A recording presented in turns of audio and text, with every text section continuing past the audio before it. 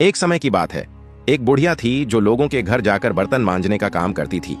लेकिन बर्तन मांजने के साथ साथ वह घरों में रखे पैसों और कीमती सामान पर भी हाथ साफ कर लिया करती थी।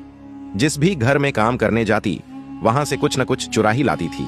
धीरे धीरे उसने चोरी चोरी काफी पैसे जमा कर लिए थे। बुढ़िया की 2 बेटियां थीं।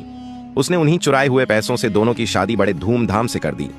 सालों बाद एक दिन बुढ़िया की तबीयत अचानक बहुत बिगड़ गई। उसने अपनी दोनों बेटियों और दामादों को बुलाया और कहा, बेटा, अब मेरा समय आ गया है। बाहर जो पुराना कुआं है उसमें एक बड़ा सा बक्सा डाला है। उसमें मैंने अब तक जिन जिन घरों से पैसा चुराया वो सब जमा कर रखा है। मेरी मौत के बाद तुम दोनों परिवार आपस में उसे बराबर बांट लेना। इतना कहकर बुढ़िया ने दम तोड़ दिया। रात को दोनों दामाद और बेटियां सोचने लगे कि अगर ये सारा धन किसी एक को मिल जाए तो जिंदगी बन जाएगी।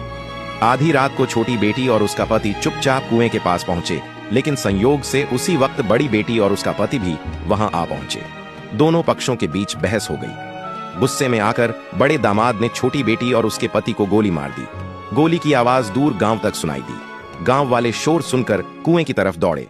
डर के मारे बड़ी बेटी और दामाद कुएं में कूद गए और उनकी भी मौत हो गई। एक बुढ़िया जिसकी सारी कमाई चोरी की थी वो भी मर गई। एक बेटी गोली से मारी गई, दूसरी कुएं में कूद कर मर गई। और ये सब हुआ उस गलत तरीके से कमाए धन के लालच में। कहानी से शिक्षा: धोखे और चोरी से कमाया गया धन कभी किसी का भला नहीं करता। ये आपकी नस्लों को भी खत्म कर देता है। बोलो राधे राधे।